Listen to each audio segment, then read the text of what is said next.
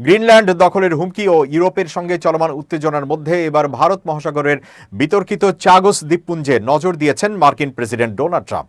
British সরকারের Chagos দ্বীপপুঞ্জ মরিশাসের কাছে হস্তান্তরের পরিকল্পনাকে তিনি চরম বোকামি আখ্যা দিয়ে বলেছেন, এটি যুক্তরাষ্ট্র ও তার মিত্রদের জাতীয় নিরাপত্তার জন্য বড় হুমকি। মঙ্গলবার 20 জানুয়ারি নিজের মালিকানাধীন সামাজিক যোগাযোগ মাধ্যম ট্রুথ সোশ্যালে দেওয়া এক পোস্টে ট্রাম্প বলেন, নেটো মিত্র যুক্তরাজ্য কোনো যুক্তিসঙ্গত কারণ ছাড়াই দিয়েগো গার্সিয়া দ্বীপ মরিশাসের হাতে তুলে দেওয়ার পরিকল্পনা করছে।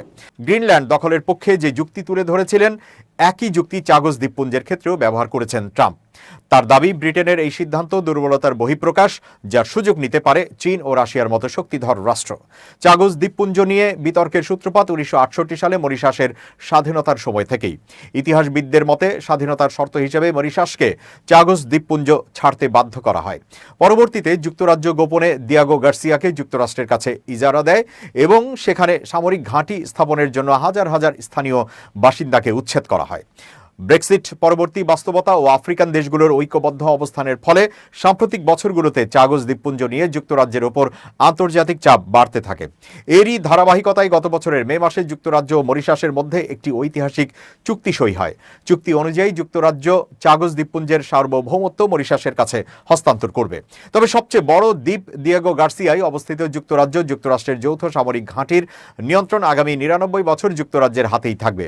প্রয়োজনে এই মেয়াদ আরও 40 বছর বাড়ানোর সুযোগ রাখা হয়েছে। বিনিময়ে মরিশাসকে বছরে 10 কোটি 10 লাখ পাউন্ড ভাড়া দেবে যুক্তরাজ্য। যদিও এই চুক্তি ঘোষণার সময় ট্রাম্প প্রশাসন একে ইতিবাচক ও যুগান্তকারী বলে স্বাগত জানিয়েছিল। এমনকি ওভাল অফিসে এক বৈঠকে ট্রাম্প নিজেও 99 বছরের লিজ চুক্তির প্রতি সমর্থন জানিয়ে ব্রিটেনের সিদ্ধান্তের সঙ্গে একমত পোষণ করেন। তবে কয়েক মাসের ব্যবধানে হঠাৎ করেই নিজের অবস্থান বদলে ব্রিটিশ সরকারের কড়া সমালোচনা করছেন ট্রাম্প। বিশ্লেষকদের মতে ট্রাম্পের এই মন্তব্য শুধু ব্রিটিশ সরকারের জন্য অস্বস্তিকর নয়, বরং কূটনৈতিকভাবে অপমানজনকও। কারণ এর মাত্র একদিন আগেই ব্রিটিশ প্রধানমন্ত্রী কিয়ার স্টারমার ট্রাম্পের সঙ্গে সম্পর্ককে দৃঢ় ও ইতিবাচক বলে উল্লেখ করেছিলেন। এই পরিস্থিতিতে ট্রাম্পের মন্তব্যের বিষয়ে যুক্তরাজ্য ও মরিশাস সরকারের আনুষ্ঠানিক প্রতিক্রিয়ার অপেক্ষায় আন্তর্জাতিক মহল।